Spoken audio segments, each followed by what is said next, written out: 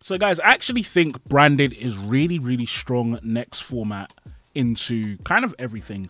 The thing about Branded is it doesn't really care about most of the removals that are coming out next format. It can abuse a lot of busted cards. I also think hand traps are kind of weak. I think board breakers are just flat out better next format, because what you're going to have is an issue where if you're throwing hand traps at a wanted deck, they just gain too much advantage and you'll just lose over time. So I think playing a deck like Branded is going to give you a huge amount of potential, a huge ability to just surge past your opponent. If they nuke your board, sure, I'd love you to nuke my board because my Mirror J is going to clear your board in the end phase. And then also this deck has a lot of just unfair win conditions that I can deal with. So this is my Branded build. As you guys know, I played Branded a huge amount of time before I moved on to Rescue Ace. So like this is kind of similar to my old build, but I've made a few little changes inspired by some things I've seen. So we're playing the one Lubellion. Now I'm playing it because Rebranded is really good right now, especially in dealing with things like SP. And I think that even though Lubellion and Rebranded are bricks, I think they're good enough to risk playing.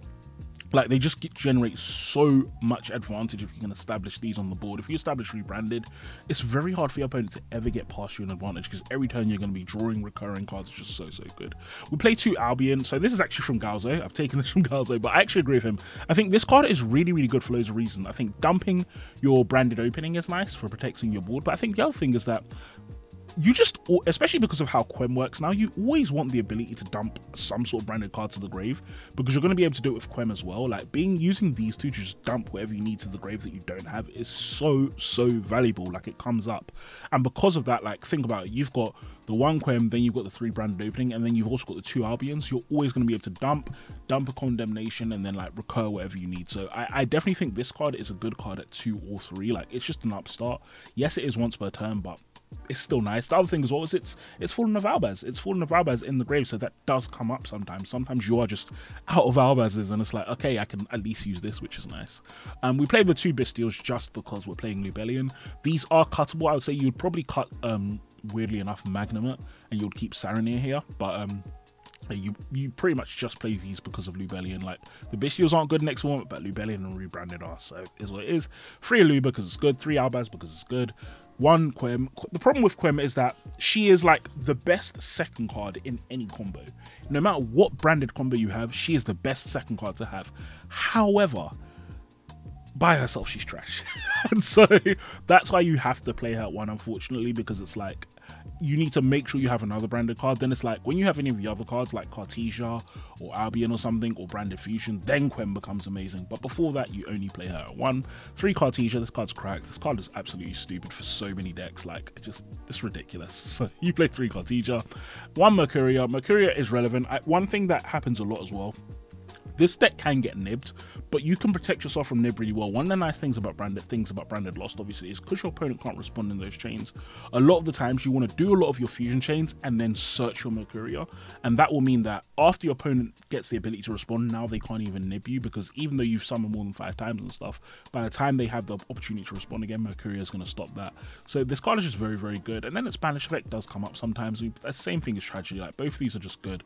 Occasionally they're going to be dumped into the grave, and then you banish them, they just generate more advantage. 3 Fusion Deployment, stupid card. We play 3 Thrust in the main deck, and that's because next format we're going to be against decks that are always going to trigger Talents and Thrust. They're always going to trigger.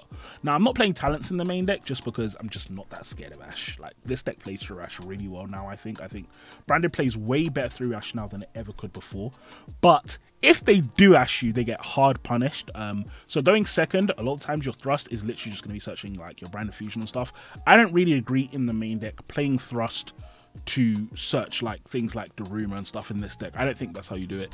In this deck, if you get Ashed on Branded Fusion, you search Fusion Duplication, and this card is absolutely crazy. This is just Branded Fusion, but again, Branded Fusion, but it can't be Ashed, it can only be build, which means that you activate Branded Fusion, your opponent ashes you, calm, you set a few cards, then next turn in their draw phase, activate Branded Fusion again, but in the form of Fusion Duplication, and you do everything you wanted to do before. So I really like Thrust in the main deck as a 3 of, and then you play the 1 Fusion Duplication. 3 Branded Fusion because it's good, the Foolish and the Gold Sock because they're good. I have got the 1 High Spirits. This card is a bit weird. I don't hate it, but my main issue with High Spirit, so it's funny, I'm talking about a card that I've put in my own deck. My main issue with High Spirits is that sometimes it's a bit of a brick, but it enables some unique combos that you wouldn't otherwise have access to. So Branded High Spirits, especially when you're playing this level 8 Albion, becomes a lot better in my opinion. But it is definitely cuttable.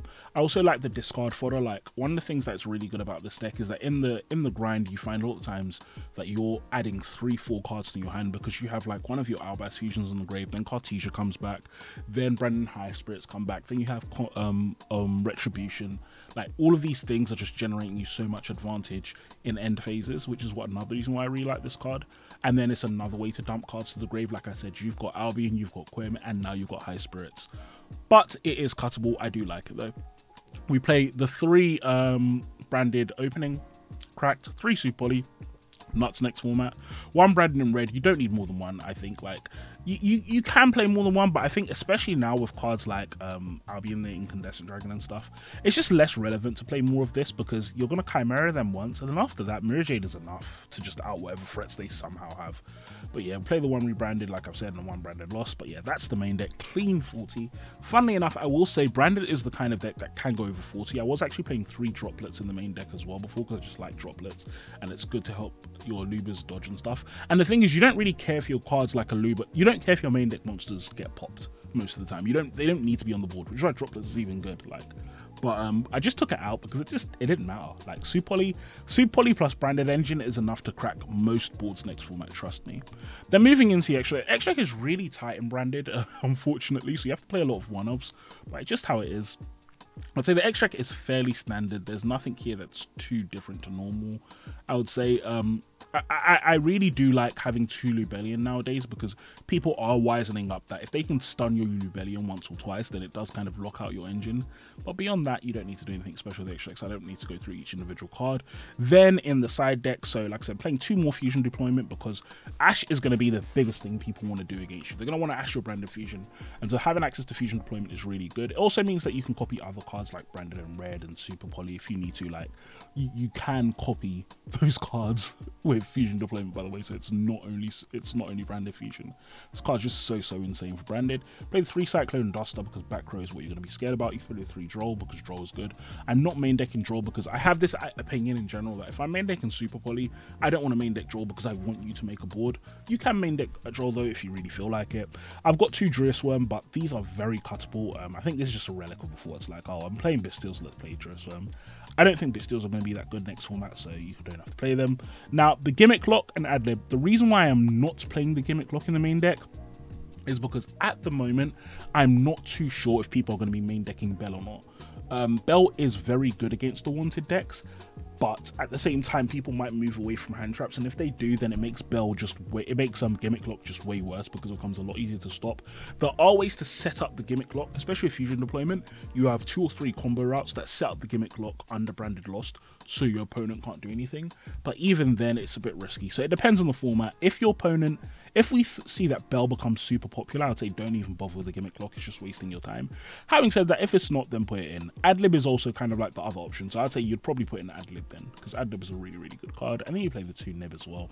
Nib is particularly nice in this deck because your opponent is never outing your branded board without summoning 5 times. Like, that's never happening. So yeah, that is my branded build, guys. Let me know what you think. I think this deck has huge potential next format. I am going to do a tier list at some point, and I'll show you guys what I think, but I would definitely say this deck is like just below tier 1. Like, it's really good into pretty much everything. Doesn't care about a lot of the cards. Doesn't hard lose to Droll. Like, very good deck. But yeah, thank you all for watching, and I'll talk to you all soon. Peace.